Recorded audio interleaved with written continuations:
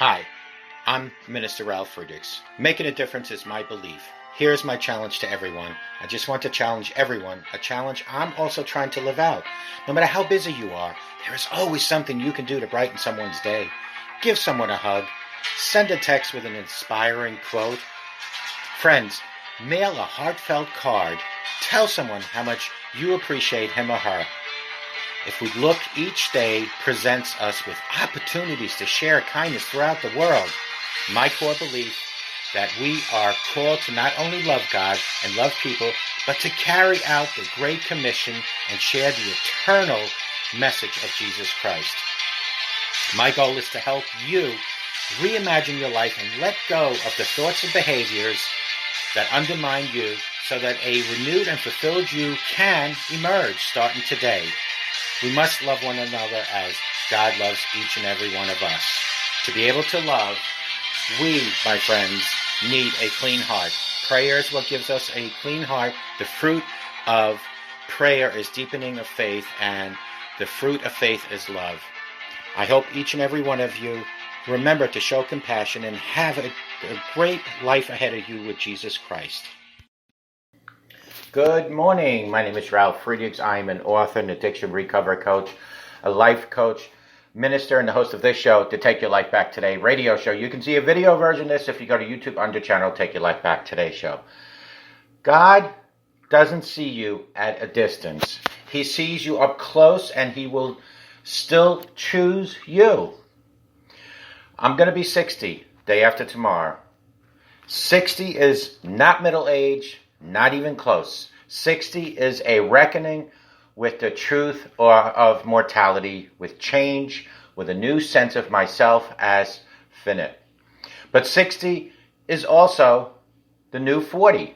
60 is an expanded awareness of time passing. It's wondering where the years went and to marveling at the breadth and depth of the journey. Past, present, and future. Friends, 60 is standing on a threshold contemplating the beginning of the end. To reach this place alive and relatively unscathed feels like both serenity and blessing. 60 is a more respectful understanding of fate. It's the small but real comfort of being the youngest of the old. 60 is a chapter between midlife and old age, a chapter that has no name. 60 is 20 times 3. 20 more than 40, which sounds like a lot, doesn't it? And 20 less than 80, which sounds like too little. It's a number. Still, I can't quite believe it's my number. 60 on the inside doesn't feel very different from 50, but 60 as the age I am now takes some getting used to. Still, 60 is quite different today than it was a generation or two ago. My 60 is not my grandmother's 60. Times have changed. 60 is facing the fact that my youth really is over. I thought I'd faced it a while ago, but I guess I hadn't. Not quite. It's coming to fully appreciate that those of us who grow old are, in fact, the lucky ones. And it's realizing how little I actually know about getting old. It's pausing to think of the friends who didn't make it, who will never make it or never have made it to 60, who are missing these surpassingly lovely autumn days. 60 is about doing my best to live for them too. It's remembering their birthdays and their death days and their togetherness we shared along the way of life. 60 is about trying somehow to hold on to all the years and ages that came before. It's about accepting that they are already gone, sifted through my fingers like sand. 60 is a constantly shifting landscape of diminishments and benefits, losses and gains. The losses are dramatic and obvious, while the gains are often invisible, but no less dramatic for that. 60 is an appreciation for the moment at hand, because I know it won't last forever. It's a greater ease with things as they are, because I know they will certainly change. It's delight in simple pleasures and other people's joys and successes that make 60 so remarkable. 60 is less drama and more contentment. 60 is the sweetness of waking up in the dark, close to my mate for almost 30 years now. It's stepping outside with the dog into chill morning air as the sun slips into view. It's smelling the morning air, taking a walk, receiving a handwritten card in the mail. It's a car trip to visit grandchildren in New York and an hour in the backyard with my friends.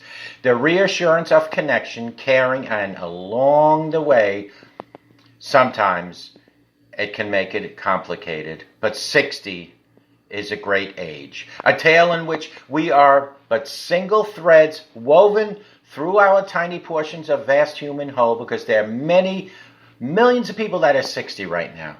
It's a morning of raking leaves and watching the clouds, skipping, possibly taking the meds after you rake those leaves, and feeling the soreness of my tired but still strong body.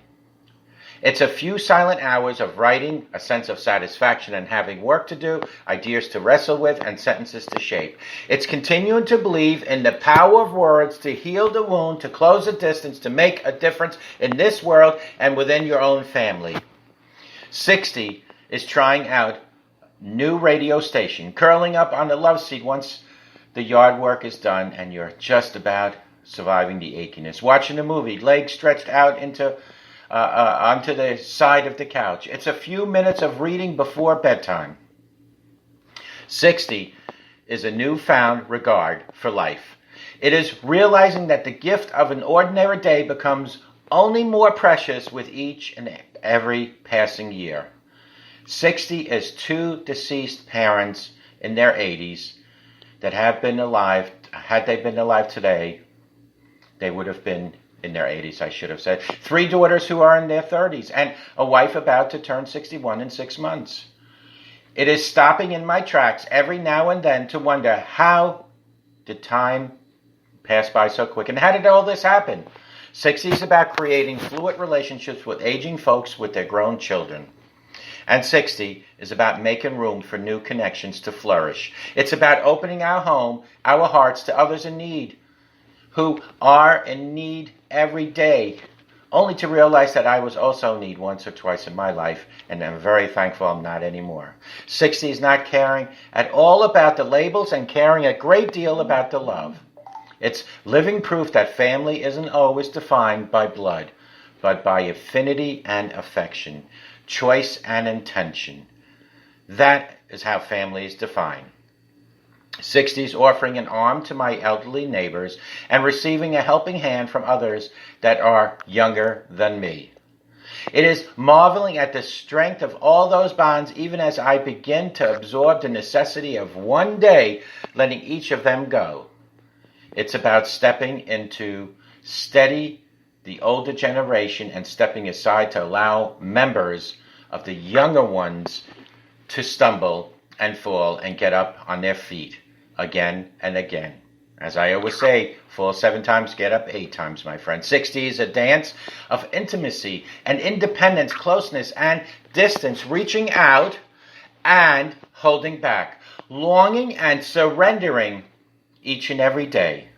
60 is about appreciating the God that we all so much love each and every day. 60 requires more tact, faith, and compassion than I ever knew I had in me. 60 is an ongoing private conversation daily with God. It's about prayers that are heard by the same God each and every day. It is missing my parents. It is being grateful for every day I still get to be a father, a grandfather. 60 is about feeling my heart lift, always, at the sound of a familiar but fully adult voice on the other end of the phone. 60 is about hearing those little tapping feet of our grandchildren. It's knowing from the intonation of just one, "Hey, Dad, hey, Grandpa, whether it's been a good day or a tough day, as surely as I once knew from the tilt of the head or the hunch of a shoulder, that kind of day a little boy or girl just had in second grade. 60 is being grateful every single day that I am still a dad and an oppa. That is what 60 is all about. 60, unfortunately, is funerals and fortunately weddings. It's losing loved ones and bearing witness to tender beginnings. It's showing up to be a steady presence at bedsides and showing up to help launch the young people I've known since birth who are suddenly taking marriage vows and starting companies and having babies of their own. 60 is watching children who once spent every day together, inventing worlds in the backyard, turn into grown-ups and scatter like leaves in the wind. It is writing an obituary for a friend who should have been here, and a happily ever after wish for a young man who, in my mind, my mind's eye, is still a 9-year-old snapping gum on the pitcher's mound.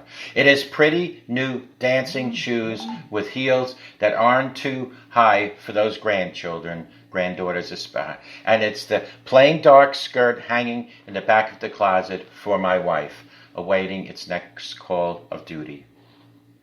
60, my friends, is gathering to mourn and gathering to celebrate. 60 is grief and gratitude, sorrow and joy, all tangled up together in one.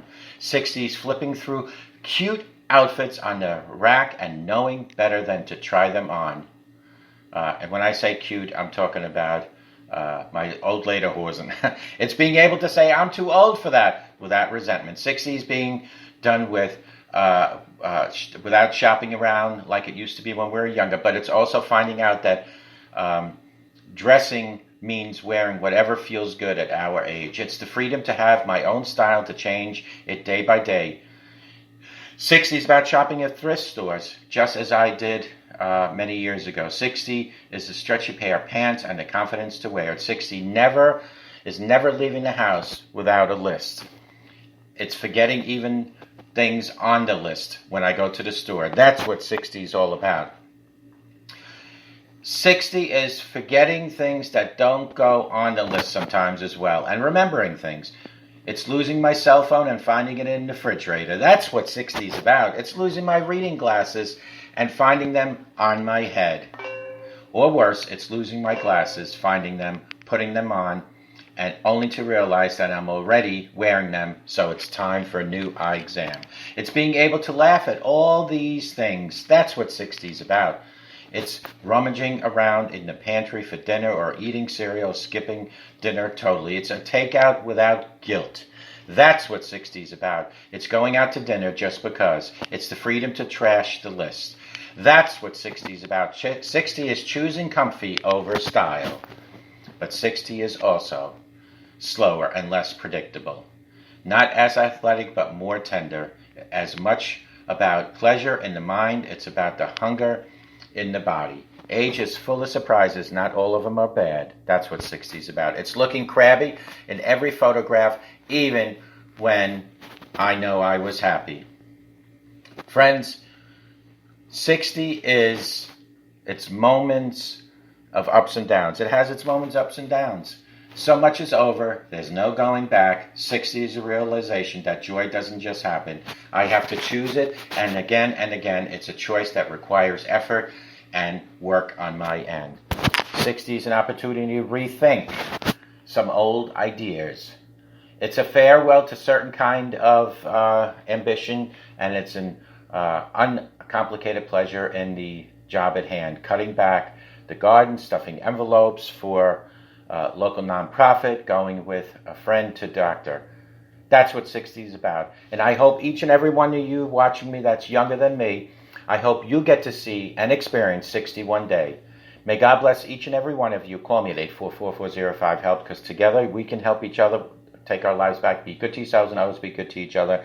And remember, 60 is just a number. It's the new 40. May God bless each and every one of you, and we'll talk to you guys tomorrow. Bye-bye now. Take care.